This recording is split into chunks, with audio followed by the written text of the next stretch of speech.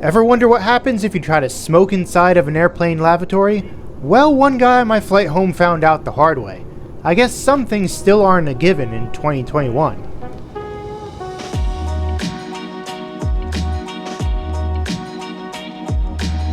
This story begins in the San Diego International Airport, where I had a 3-hour layover after catching a ride on the inaugural flight of Alaska Airlines 737 MAX. After the excitement of that flight, I was expecting an uneventful trip home with Delta aboard their 757-200. This plane has eluded me for a while. I was supposed to fly in it last year to Colombia, but I was forced to cancel that trip when the health crisis worsened. So when I saw that Delta operated the 757 between San Diego and JFK, I didn't hesitate to book a seat. The plane that I'll be flying on is 28 years old, and began its life with Aeromexico in 1993. It then spent the following years crisscrossing the globe with different airlines before Delta picked it up in 2011. I haven't flown on one of these planes since I was a teenager, so flying on this old bird today is a really cool experience, and luckily for me, this is a relatively long transcontinental flight. Boarding began with passengers seated in the back of the plane, and since my seat was 39F for this flight, I was among the first to enter.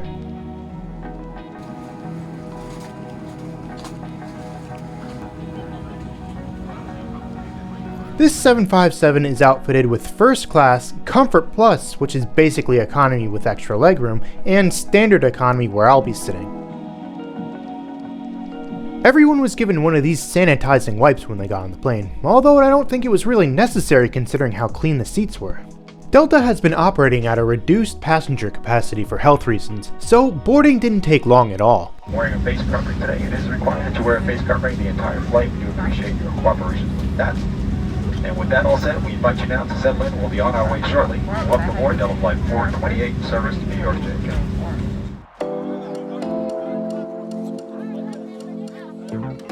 In the event of an evacuation, leave all carry-on items behind. This is the world's busiest single runway airport, and its close proximity to the skyscrapers of downtown San Diego can often pose problems to pilots who are trying to land here. Although I'm sure it's not as hard as trying to land on some of those aircraft carriers that you see right now.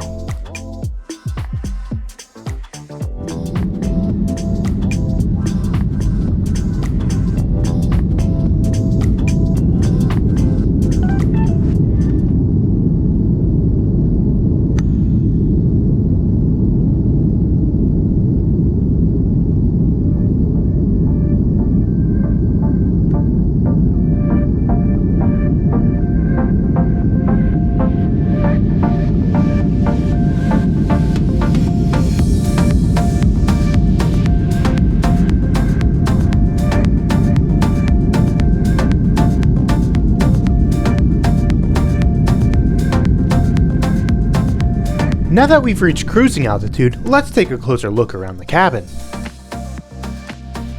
The seats were a little worn, and there were some minor condition issues with mine, but they were still comfortable enough. Each seat has a personal TV in the seatback, and I thought the legroom was pretty generous. There's a couple different power sources available, including this universal outlet underneath the seat, and this USB plug in the IFE screen. The tray table is reasonably large, and it pulls out from in front of you like this. I was able to fit a lot of personal items in the storage pocket, which isn't always the case with many airlines, and looking inside, Delta provides a sickness bag and a safety card. To be honest, the cabin isn't as nice as what you'll get on Delta's newer narrowbodies, like the Boeing Sky Interior on this 737, but it still wasn't bad at all, and there's a cool factor from flying on a 757 that you just don't get on a 737 or an A320. Soon after takeoff, the crew handed out these snack bags, which had some Biscoff cookies, peanuts, a bottle of water, and some hand sanitizer inside.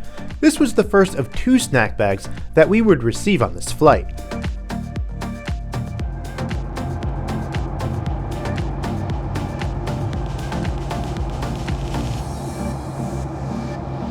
While most US airlines have strayed away from personal TVs on their regional planes, Delta has gone the other direction, and that's great to see. They have a nice selection of on-demand movies and TV shows to choose from, and they also offer live TV. The system itself is intuitive and worked well. On some older planes like this, it's not uncommon to have to deal with lags or delays with the IFE system, but that wasn't the case with this 757. You can also use the plane's Wi-Fi to access messaging apps like WhatsApp for free. Like I mentioned before, Delta hasn't been filling their planes on purpose, so if you're in economy, the middle seat will be blocked off, and if you're lucky enough to be in first class, you won't have anyone sitting next to you. They plan on keeping this policy until the end of April. Is this a healthier way to fly? I don't know, but I can tell you that it was really nice not having anyone sitting next to me on this 5-hour flight.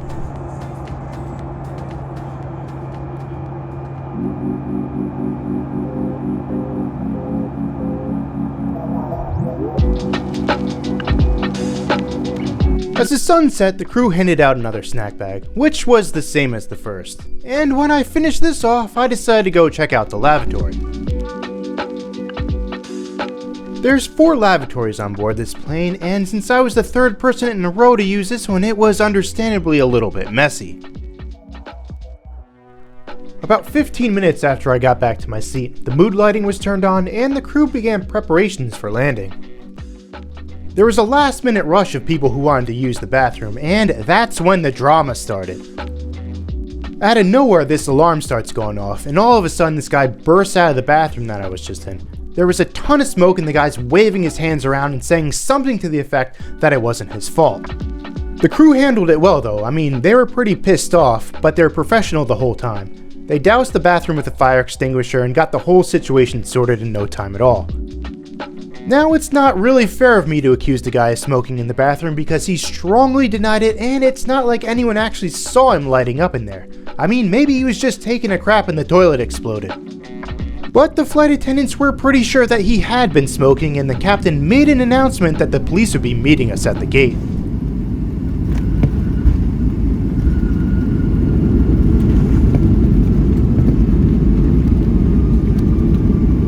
It's our pleasure to welcome you to New York City, where the local time is 8:28. This was a really nice flight despite what happened with the bathroom, although if we had been forced to divert because of it, I'd probably be complaining a lot right now.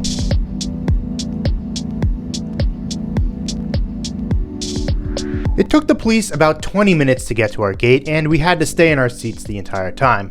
Once they boarded the plane though, they escorted the man off and we were finally able to leave.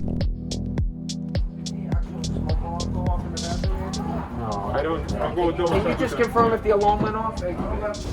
Yes, that was the police questioning the guy, and no, I have no idea what happened after this. One thing that I am sure of though is that this was probably the most embarrassing experience of that guy's life. I actually feel bad for him because I can only imagine how humiliating this must have been.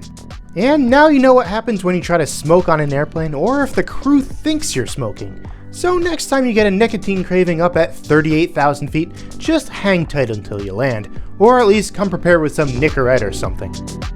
That brings us to the end of this video. Thanks for watching, and I'll see you again soon.